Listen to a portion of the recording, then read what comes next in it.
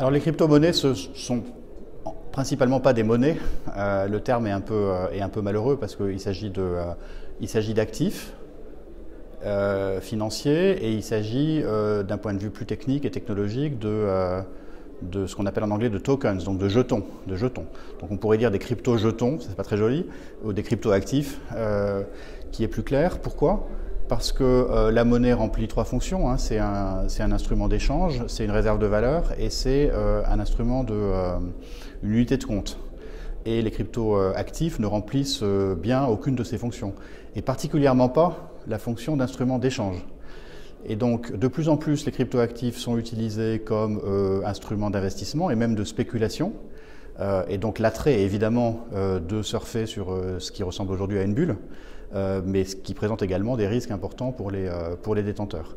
Et puis, il y a également un attrait qui est plus sociologique ou politique, je dirais, qui est de proposer des mécanismes de confiance, de validation, qui sont entièrement décentralisés et qui ne reposent sur aucune autorité publique. Et donc il y a des gens qui se sentent plus en confiance avec un instrument financier qui contient sa propre validation, qui est validé sur un réseau et qui ne dépend pas d'une autorité publique. Mais là encore, la contrepartie, c'est des risques importants, notamment en cas de crise économique ou de manque de liquidité, parce que dans ces cas-là, les autorités publiques n'auront pas les moyens d'agir pour stabiliser le système. Donc il y a un attrait financier et culturel, on va dire, ou sociologique, ou peut-être politique, mais il y a aussi des risques importants.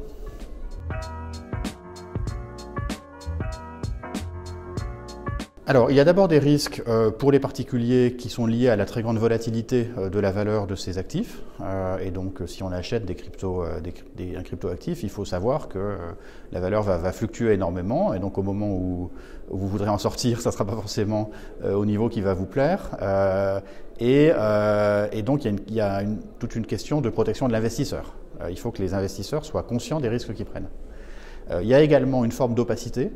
Comme il s'agit de mécanismes décentralisés qui ne reposent pas qui ne passent pas par des intermédiaires financiers traditionnels, il y a de grandes déficiences en matière de lutte anti-blanchiment, de lutte contre le financement du terrorisme ou de lutte contre la fraude fiscale, qui sont problématiques du point de vue de la société.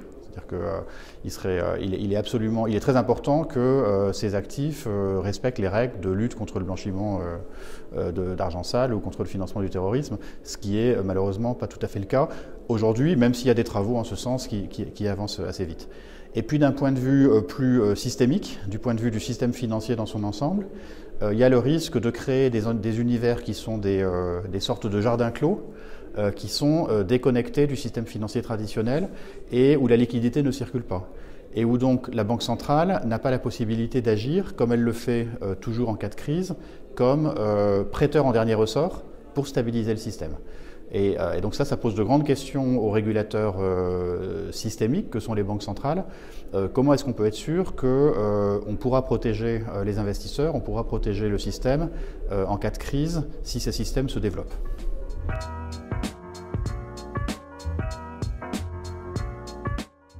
Alors les banques centrales travaillent beaucoup individuellement et également ensemble, en commun, pour d'abord suivre l'ensemble des innovations dans le secteur financier qui ne sont pas seulement liées aux crypto-actifs, qui sont aussi liées à l'usage de l'intelligence artificielle dans la banque, au développement des cyber-menaces. Donc il y a toute une série de problématiques technologiques qui sont importantes pour que les banques centrales et les contrôleurs bancaires puissent continuer à faire leur travail dans un monde qui change. Alors la réponse au développement des crypto-actifs, c'est d'abord de les réguler pour protéger l'innovation. Il n'est pas question d'interdire tout ça, ou seulement en dernier ressort, mais il faut que ce soit régulé pour protéger les investisseurs et pour protéger la stabilité du système. Première priorité.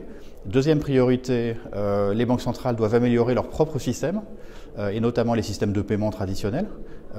Et ça passe notamment par le passage au paiement instantané. Alors on a la chance dans la zone euro d'avoir un système qui est TIPS, qui est développé par la BCE, qui permet des transferts en quelques secondes partout dans la zone euro. Mais tous les pays n'en sont pas là. Donc deuxième priorité, faire son travail et développer ses propres systèmes.